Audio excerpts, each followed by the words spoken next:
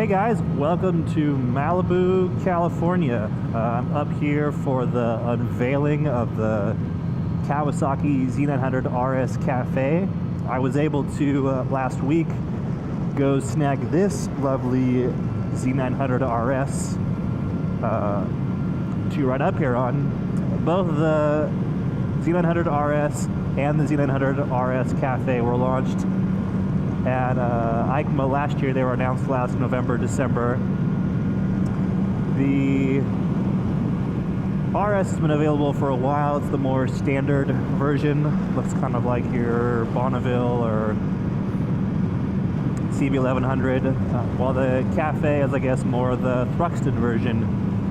Both the Z900RS and the Z900RS Cafe are based on Kawasaki's naked bike, the Z900, which is sort of a competitor to the FC09. They all have a 948cc inline-4 motor, but the motor for the RS and the RS Cafe have both been detuned a little bit, or the power's been moved lower in the power band for kind of more of a shootable feel.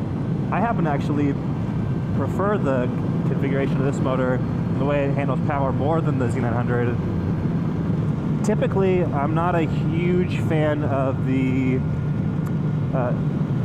modern retro, standard Japanese bikes. I often prefer this type of bike in a twin engine for the way that it feels. I think that the Honda, the CB1100, is pretty heavy and bland and boring. And to be honest, I hadn't ridden this bike until, well, today or this weekend, because I didn't have a ton of interest in it. That all changed the moment I got on the bike. The motor from the Z900, although slightly different for this configuration, is fantastic and makes so much power. The bike is super lively.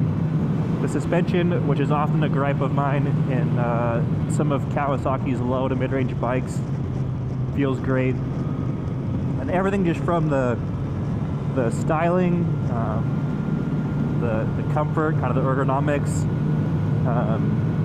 is just really nice on this package. It makes a lot of sense. If you're not going to go for the Bonneville or the Moto Guzzi or something that kind of has that more traditional feel, it's really got to bring about some performance or some reason why you didn't go with that package. And for me, Kawasaki really brought that. If anything, this bike feels pretty racy, which is why I think it'll do really well in the Z900RS Cafe package. Handlebars drop 1.5 inches. The seat, I believe, is also a tiny bit lower.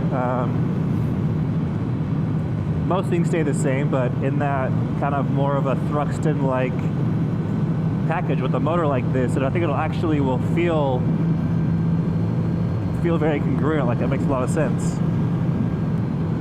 This isn't a review of this bike, as that's not really what I do anymore.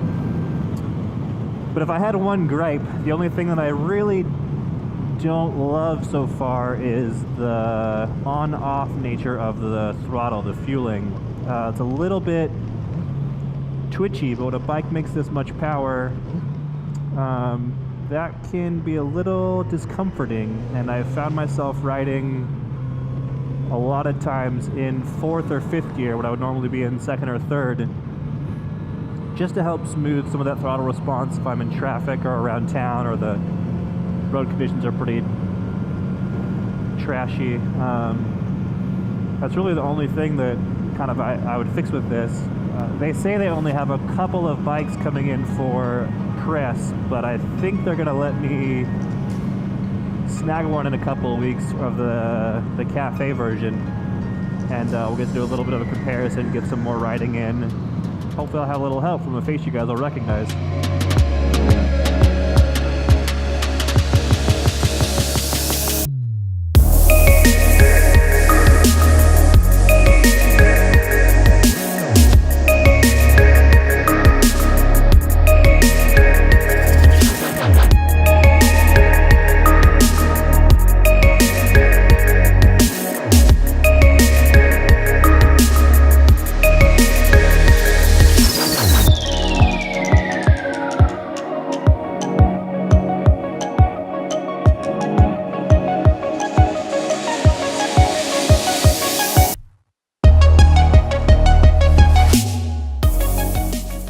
back on the bike. It's time to trek. Malibu's great. Roads are great. Well, the roads are pretty beat up, but they're fun, they're windy, it's pretty. Love coming up here. The worst part about Malibu is having to schlep all the way home. But it's time to do that. The Z900RS Cafe looks gorgeous in person. Pretty stoked on how the riding position feels with the thing parked, and super excited to get some time on it in a couple of weeks.